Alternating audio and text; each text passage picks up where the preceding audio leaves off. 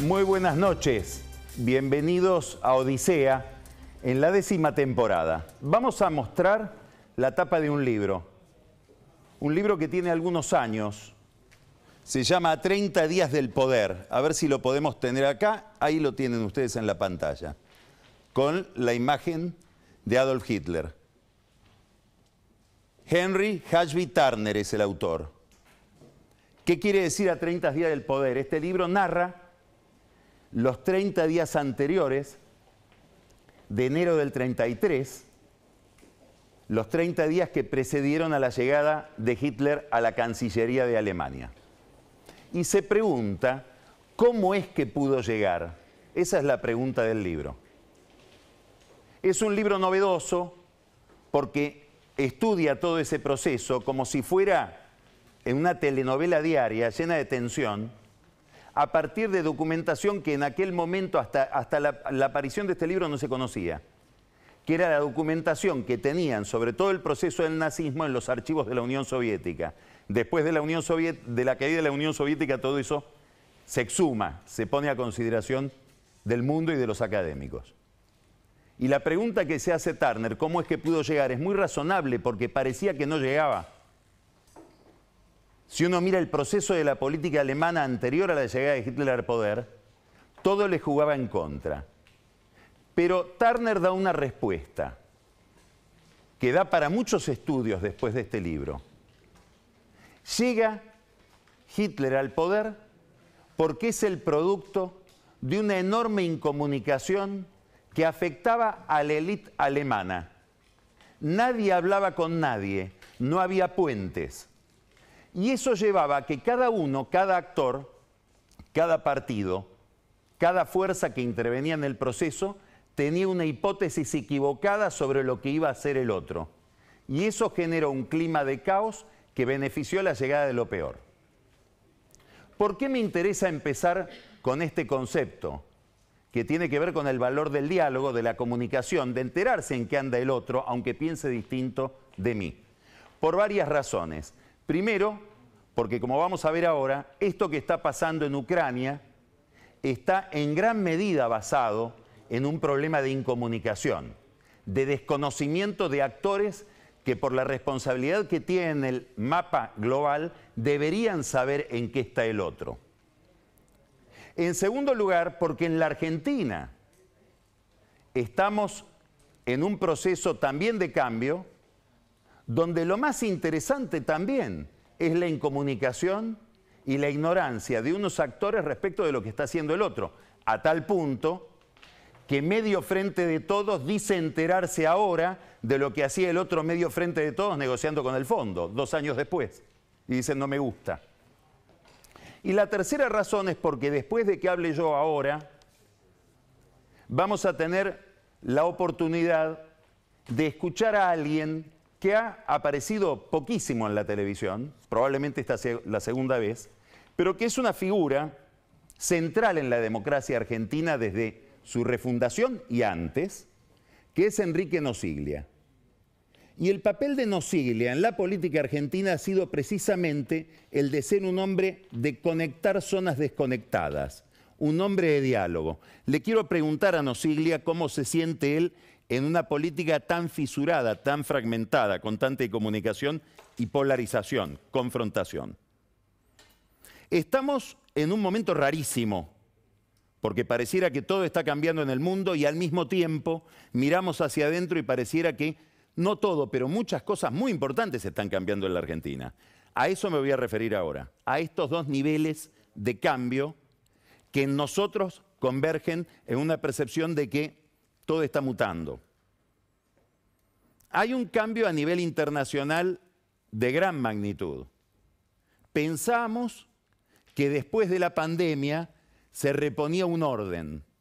No, después de la pandemia vino esta otra sorpresa. Como si nunca hubiera la posibilidad de una estabilización. Estamos de nuevo con una historia que se acelera. La invasión de Rusia, de Putin, a Ucrania. Lo primero y más obvio, estamos ante alguien que quiebra las reglas. está prohibido, es ilegal para el orden internacional que un país invada a otro país reconocido, con soberanía. Ahora, esta invasión, por este problema de la incomunicación, sorprendió a todos. Los únicos dos países, y hay pruebas de esto, que presumieron que Putin podía cruzar el Rubicón, que Putin podía invadir, mirando los indicios largamente anticipados de que eso podía ocurrir, fueron Estados Unidos e Israel. ¿Y por qué digo que hay pruebas? Porque fueron las dos únicas cancillerías que le ordenaron a su embajada que recomiende a sus nacionales en el terreno, en Ucrania, abandonar el lugar, evacuar. Los países de la Unión Europea, por ejemplo, en gran medida por recomendación de Francia, que preside la Unión Europea, prefirieron demorar. Y la evacuación se produjo cuando ya la invasión se había producido. Es un hecho muy difícil de manejar. Primero porque el sistema internacional, la institucionalidad internacional tiene fisuras en su diseño. Y una la estamos viendo. En el Consejo de Seguridad presidido por Rusia, Rusia somete a consideración qué hay que hacer con Rusia invadiendo otro país. Los miembros permanentes del Consejo que tienen poder de veto, uno de ellos es Rusia, Rusia veta las sanciones que quieren aplicarle Estados Unidos, Francia, Gran Bretaña. China se abstiene, importantísimo lo de China. Es decir, no está previsto qué pasa si uno de los grandes de la posguerra, como Rusia, invade otro país, porque no está previsto que pueda ser sancionado por el poder de veto que tiene en el corazón del sistema de la gobernanza global. Hay otro problema que no se puede soslayar, que no se puede menospreciar. Estamos hablando de una gran potencia nuclear. Es más, a medida que avanzaron las sanciones económicas, Putin hace relampaguear un ataque nuclear que tiene a toda Europa en vilo. Hay otro problema. Estamos ante una autocracia y del otro lado democracias. El gran problema de las democracias, y hay un larguísimo debate académico sobre esto en Estados Unidos, por la condición de Estados Unidos, es cómo justificar una guerra, la pérdida de vidas de los propios ciudadanos delante de la opinión pública. Bueno, la máxima manifestación de este problema sería Vietnam. Este problema, este límite que le plantea la democracia, la república, a la posibilidad de ejercer la violencia por parte de sus gobiernos, aunque sea legítimo ese ejercicio, ahora está agudizado por lo que decía al comienzo. Los que gobiernan casi que no representan países, representan facciones dentro de un país porque las democracias están fisuradas por la polarización. Entonces, justificar hoy una acción bélica es muy difícil legitimarla. Este es un conflicto en el que se superponen o actúan y convergen distintos conflictos. Hay un conflicto entre Rusia y Ucrania, alimentado por la fantasía de Putin de reconstruir, no la Unión Soviética. Es más, Putin critica a la Unión Soviética que dice, inventó este estado artificial que es Ucrania. Reconstruir la Rusia de los zares, a la que Ucrania perteneció a lo largo de casi toda su historia. Hay un segundo conflicto, que ya no es entre Rusia y Ucrania, es un conflicto entre Rusia y Occidente, donde Ucrania juega un papel importantísimo. ¿Qué está diciendo? Uno de los argumentos de Putin es, quieren integrarla a la NATO, quieren expandir la NATO hasta las puertas de Rusia y ponerme misiles en la puerta de mi casa. La misma prevención que llevó a una crisis que podía tener Kennedy cuando los rusos quisieron poner misiles en Cuba. Y hay un tercer problema, que es un problema entre democracia y autoritarismo, democracias y autocracias. Ucrania se democratizó y en la democratización quiere ser una democracia más de Europa. Y como democracia de Europa quiere integrar a la NATO y su pueblo lo dice. Y ahí aparece un límite, porque integrar Ucrania a la NATO es percibido por Rusia como una agresión. Apareció en estos días un texto de cuando se produjo la primera crisis, la de la invasión a Crimea, de Henry Kissinger, que además de un gran actor de la política internacional y funcionario célebre de los Estados Unidos en ese campo, es historiador y dice: no hay que meterse con Ucrania. Lamentablemente los ucranianos tendrán que resignarse, nunca van a poder integrar a la NATO, porque eso rompería un orden global sostenido, interesantísima la idea de Kissinger, en una paz que se basa en un equilibrio de insatisfacciones. La paz no es que todos estemos contentos, la paz es que todos estemos un poco insatisfechos. Esto vale para el orden internacional y para el orden interno, ahora que estamos buscando acuerdos por el tema del fondo. La cuestión es que esto produce una crisis humanitaria rarísima, porque estamos viendo un éxodo impresionante y raro, porque es un éxodo de clase media. Es gente que se va con autos japoneses de Ucrania, en trenes de alta velocidad. Millones de personas para muertes que no han sido tantas en relación con el volumen o el caudal del éxodo, si uno lo compara con otras crisis que producen también la migración de la gente y el abandono del país. Y una cantidad de reacciones que están reconfigurando el orden internacional y que las voy a enumerar solo para que las tengamos en cuenta, de tal manera que podamos calibrar la dimensión de este problema que estamos mirando. Primero, Alemania rompe su conducta abstencionista frente a un conflicto bélico. Desde 1945, Alemania desistió de alimentar ofreciendo armas o proveyendo armamento a un país en guerra. Ahora le está ofreciendo armamentos a Ucrania. Es un cambio importantísimo en la historia de Europa. Tan importante como el cambio que se produjo en Suiza. Por primera vez en la historia, los suizos salen de la neutralidad y embargan fondos rusos. Suiza, que fue neutral en las peores guerras, en esta no. Estados Unidos comienza a discutir su rearme y la reorganización de su sistema de defensa. Apareció ahora en el Washington Post una nota en este sentido muy importante de Robert Gates, que fue jefe de la CIA y secretario de Defensa del gobierno republicano. Empieza a haber un signo de interrogación sobre el equilibrio en Medio Oriente. Y esta es la razón por la cual Israel, que hasta ahora no había hablado, sale a ofrecer una mediación. ¿Por qué? Porque a 40 kilómetros de Israel están los tanques rusos, el ejército ruso, manteniendo el orden en Siria. Es decir, a los israelíes les interesa mucho esa alianza con Rusia alimentada por Netanyahu. Es decir, que hay un frente donde Rusia disputa con Occidente y otro frente donde es aliado. En este contexto se produce algo también muy novedoso, que son sanciones económicas con dos novedades. A una gran nación, a un país importante, y en un mundo mucho más globalizado del que conocíamos hace 20 años. Y esto está teniendo consecuencias, estas sanciones económicas, que todavía no llegamos a dimensionar del todo. ¿Por qué es tan importante esto? Porque ¿cuál es el país que está siendo sancionado? Es el segundo productor de gas del mundo, después de Estados Unidos y antes de Irán. Fíjense estos números.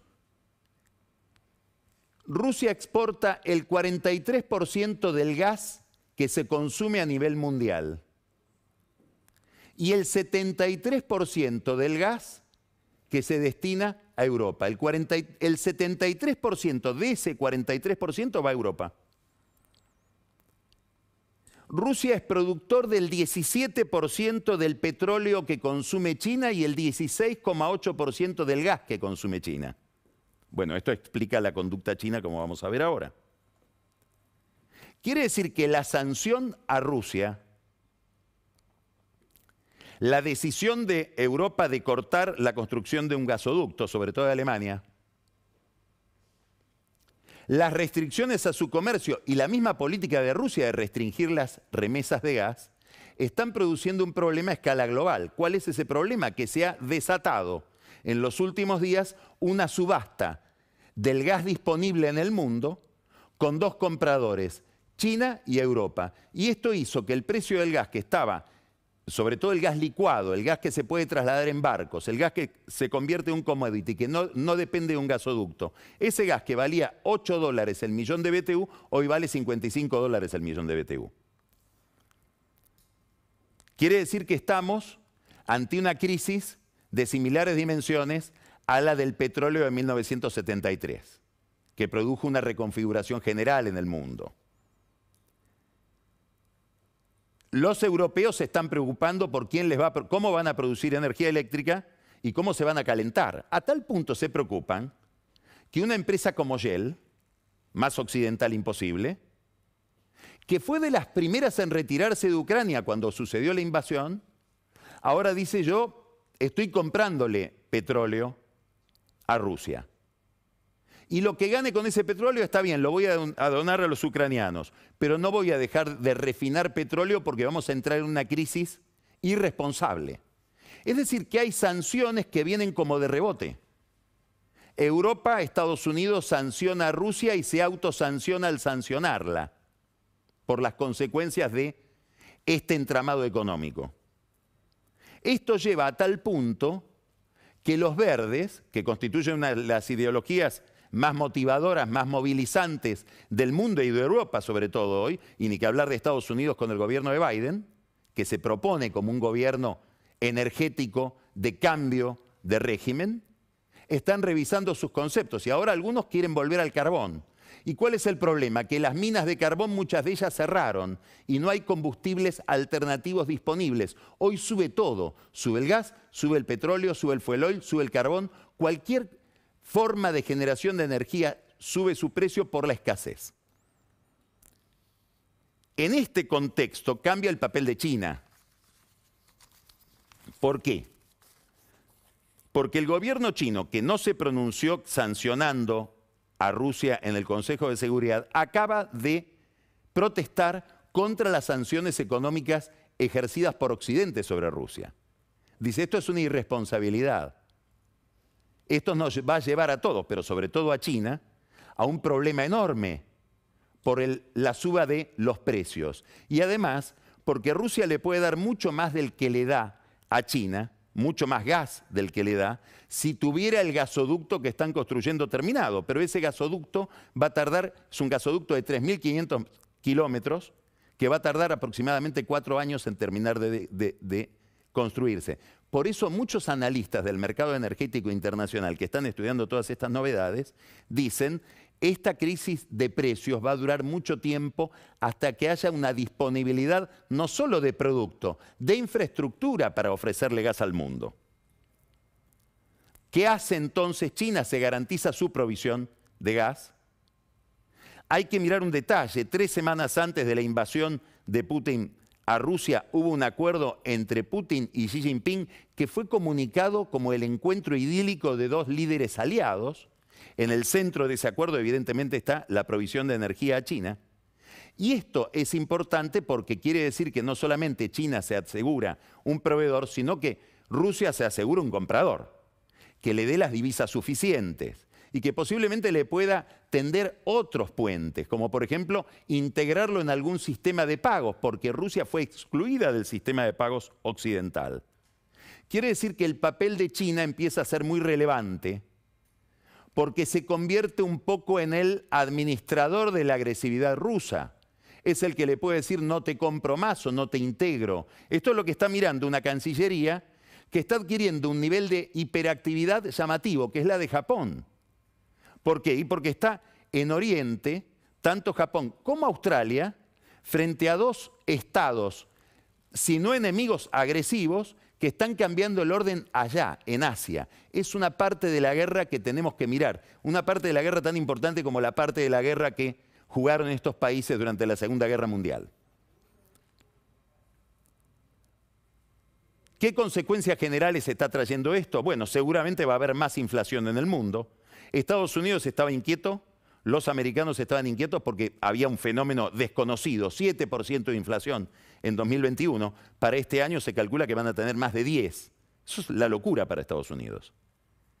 Y determina una gran interpelación para la Reserva Federal, que va a tener que subir las tasas de interés mucho más de lo que pensaba subirlas.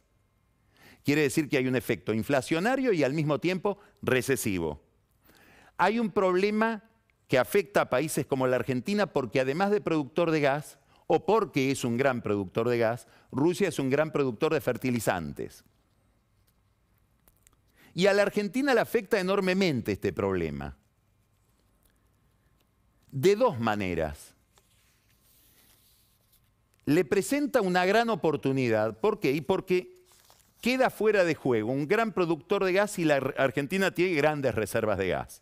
Claro, tener reservas de gas como la de Vaca Muerta o la Cuenca Austral es algo hipotético, teórico, si no tenemos un régimen de producción de gas y que haga del negocio del gas un negocio rentable y si no tenemos infraestructura. Lamentablemente no tenemos ninguna de las dos. Pero si hoy la Argentina tuviera plantas de licuefacción y un gasoducto que conecte Vaca Muerta con los puertos, tendría un momento histórico de oportunidad. Del mismo modo que tendría un momento histórico en cuanto a oportunidad en el terreno de la producción de fertilizantes. ¿Por qué? Porque está en problemas un competidor hipotético de la Argentina. Hipotético porque, bueno, nuestra torpeza, nuestra falta de visión, las peleas fratricidas hacen que no podamos pensar estos problemas de largo plazo. Todo esto nos conduce a que, en vez de ser una oportunidad positiva, se transforma en una oportunidad muy negativa. ¿Por qué? Porque el millón de BTU de gas que el año pasado costaba $8, el presupuesto de este año del gobierno lo calculó a $20, pero ya está en 55. De 20, que es lo que calculábamos, a 55.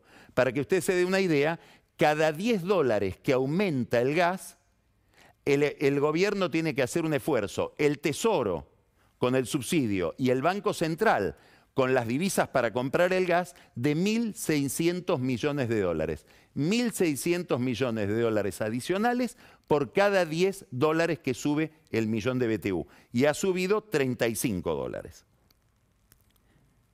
Conclusión, acá hay un problema central con los subsidios.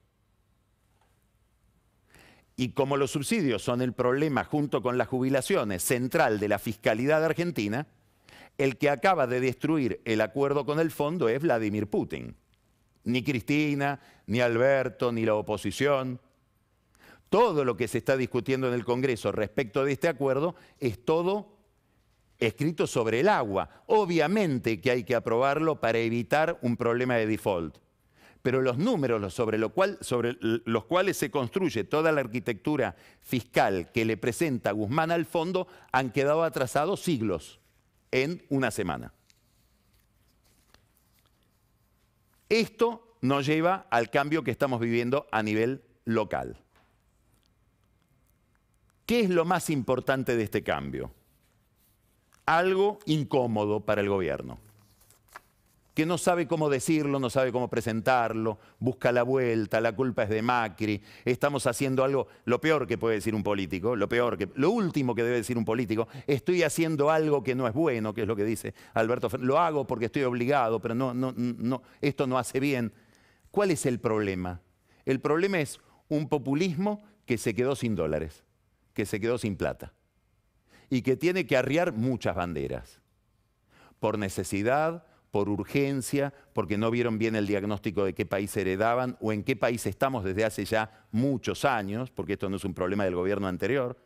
Es decir, el kirchnerismo, que tiene un componente populista muy importante en la cabeza de Cristina Kirchner, tiene que resignarse ahora no al acuerdo con el fondo, que es lo que más duele por razones que ahora voy a mencionar. No, a hacer un programa económico, con o sin fondo, que reconozca la restricción presupuestaria, que no se puede gastar demasiado más de lo que entra, que eso que se gasta de más de lo que entra no se puede financiar con emisión, que tenemos un problema gigantesco para generar los dólares con los que necesitamos para vivir y que por lo tanto hay que reponer reservas y con este tipo de cambio no se logra, que la energía hay que pagarla, que no podemos vivir en el área metropolitana porque el resto del país la paga.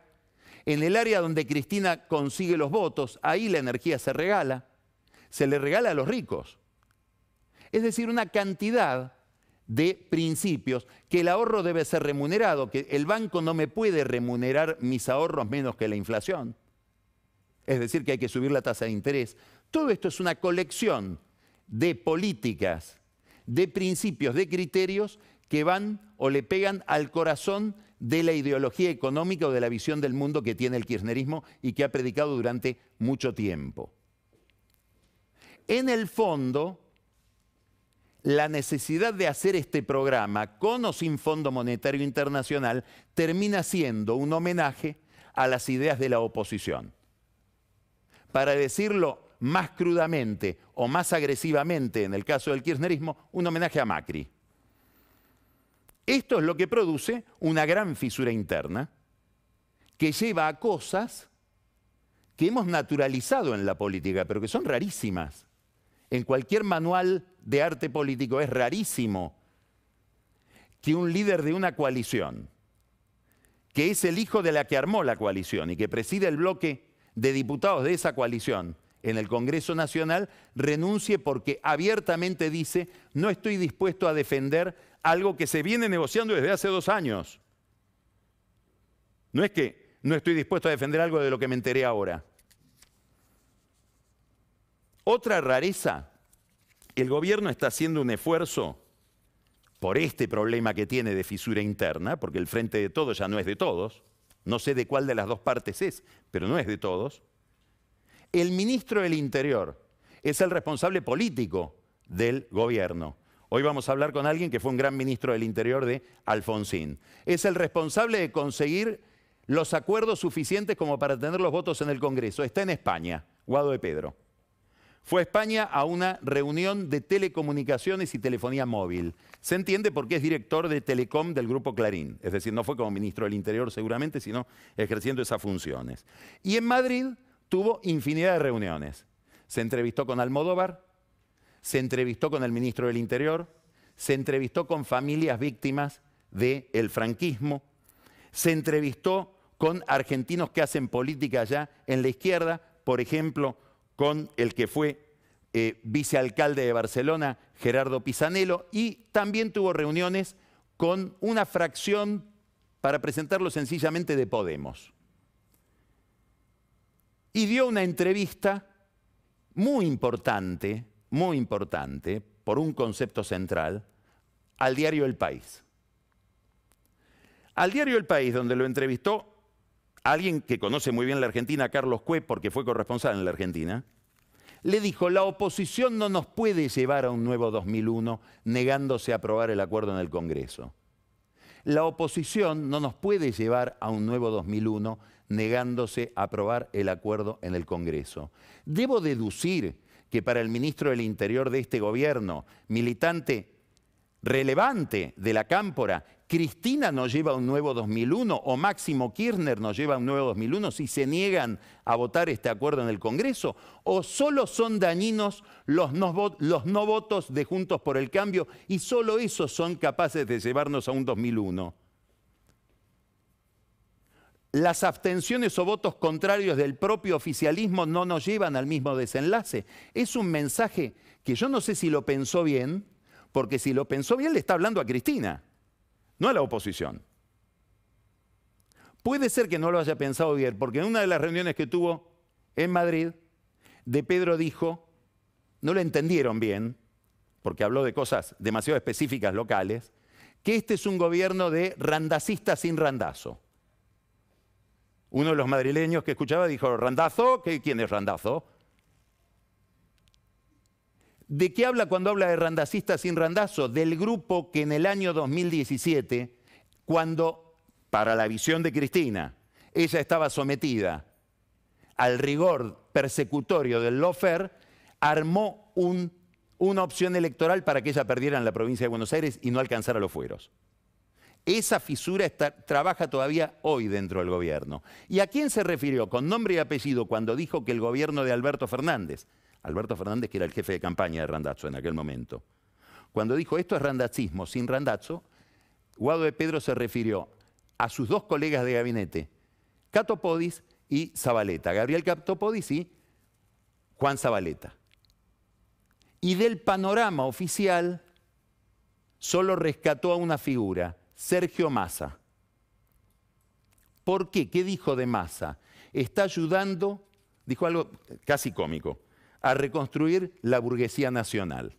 Un poquito más que le preguntara y hablaba de los negocios que Massa discute en el restaurante Roldán. La esperanza entonces es Massa. Es importante esto de Pedro, obviamente se le debe haber escapado. ¿Por qué? Porque hay una fisura en el gobierno que se va a trasladar ahora al Congreso. En el Congreso el gobierno tiene 80 votos en la Cámara de Diputados para aprobar el acuerdo. Enfrente entonces tiene 118 diputados. De 118 tiene 80. Tiene entonces todo el resto a favor. Necesita que ese resto en contra, los que exceden esos 80, no voten juntos, para que los 80 que votan a favor aprueben el acuerdo en la Cámara.